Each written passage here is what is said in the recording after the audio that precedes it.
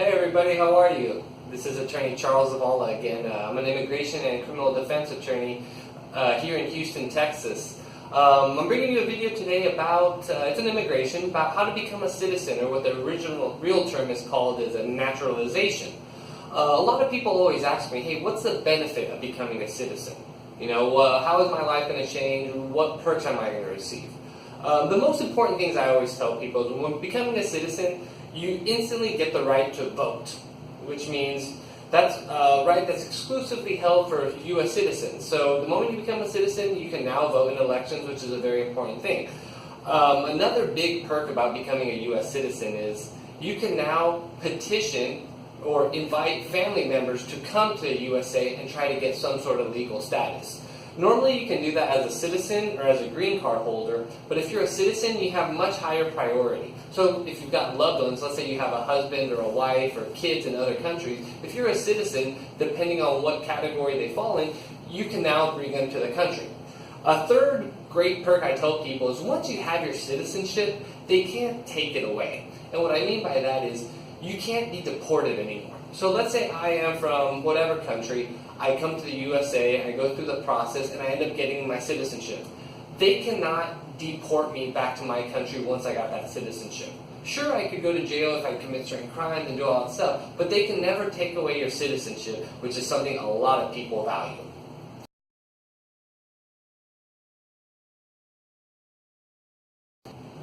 To become eligible to apply for citizenship, you have to meet certain requirements that USCIS, which stands for United States Customs Immigration Services, those are the people who deal with all the paperwork for the government with immigration. They have a certain criteria you have to reach to be eligible to apply as a citizen.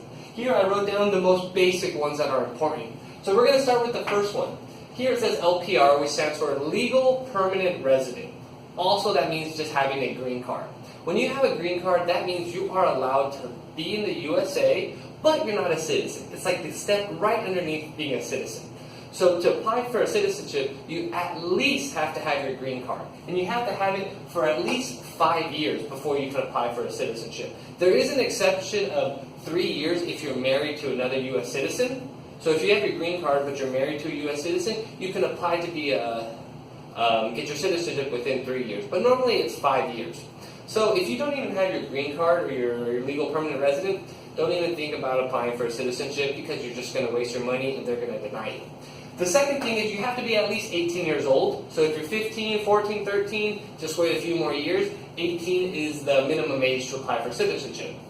Another thing you have to prove is continuous residence in the U.S. for at least 5 years. And what does that mean? That means that you can't be living out in another country for a long time and then say, oh, you know what, I'm going to decide I want to go become a citizen. No, USCIS says no. Listen, you have to have continuous residence in the USA for at least 5 years. That doesn't mean you're not allowed to vacation or you're not allowed to leave the country, but continuous residence means that this has been your home, this has been where everything's happening.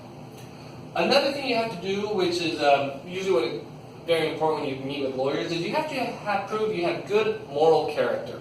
What does good moral character mean, right? What's moral for me may be different from somebody else. But immigration has defined what good moral character is. So if you have had any run-ins with the law, if you've been arrested, anything like that, please consult with a lawyer because we need to find out that you still classify or still fall under the category of having good moral character.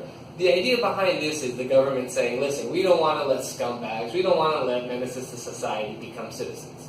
So it's very important that you have good moral character, and an immigration attorney, or like myself, I do immigration and criminal defense, it's very important to analyze this because there's an overlap between those two. And you know what? That may be the difference between you making it to be a citizen and not making it to be a citizen.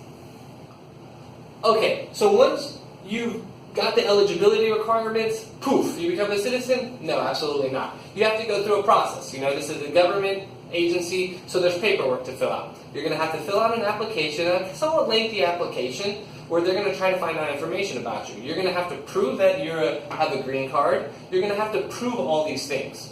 Okay? So you're going to have put supporting documents with that.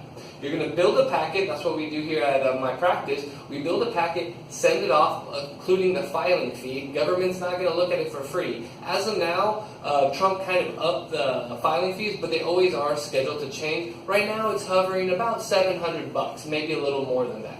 So you put that packet together, and then you send it to Immigration Services. Okay, so you've already sent that application. Now what do you do, right? So USCIS is going to send you a receipt. They're going to say, listen, we received your application. That doesn't mean we've approved it yet. That doesn't mean we've denied it yet. But we've received it. What they're then going to do is they're going to give you an interview date.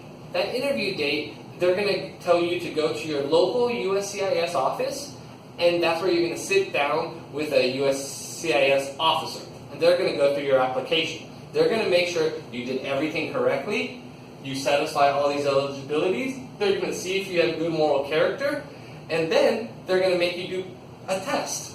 You know, if you're trying to become a citizen, you at least have to prove that you have the basic understanding, you can read, write, and speak English. They're not going to ask you extreme vocabulary, nothing like that, but they want to make sure you at least have the basic understanding so you can assimilate into the country.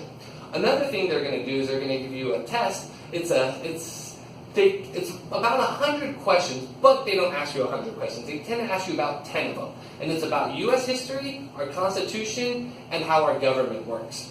In my opinion, they're not very difficult questions, and USCIS tells you what all the questions are, so you just have to go home and study. Once you're able to do this, the test is very simple. You can fill it out. You do it right there in front of the officer. So after you're done with that test, what's going to happen? The officer right there, it's very rare that they approve it right there on the spot or that they deny it right there on the spot. What they normally say is, listen, go home, we're going to send you a decision. That's how I've seen it in my practice. That's normally how it works. So we go home, and we usually receive a decision within about 90 days. I've seen some pretty quick decisions. I've seen some pretty lengthy decisions. So they'll send you a paper, and they'll say, hey, congratulations, you've been approved. Now this is what you have to do.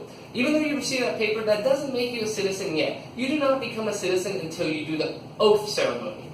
So when on that paper, it'll say, hey, on this date, show up at this place. You and a bunch of other people who got your naturalization application approved are going to take the oath of allegiance. So at that point, you know, it can be in a school gym, it can be in a public place. They'll have someone do the oath, everyone stands there and takes the oath of allegiance.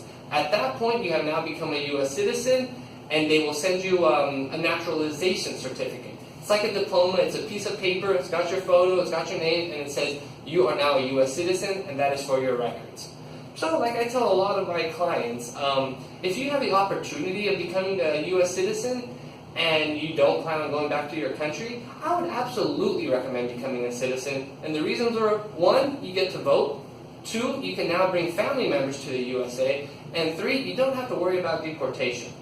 I also tell everybody that if you're thinking about applying for citizenship or any sort of immigration paperwork, please consult with an attorney. And the reason why I say this is, 1, because you're going to have to pay expensive filing fees to file it. So if you do it yourself, or if you have a friend do it who maybe not sure what they're doing and they do it wrong, they're going to send you back that application denied. You can always reapply. There's no prejudice there, but they're going to keep that $700 application fee. So what I tell people is, come talk to an attorney. Let people who do this regularly, who know what they're doing, do it for you so you don't have to run any problems and it ends up being very smooth. If you have any other questions, please feel free to call me, 832-819-3723. Thank you. My name is Charles Zavala here in Houston, Texas.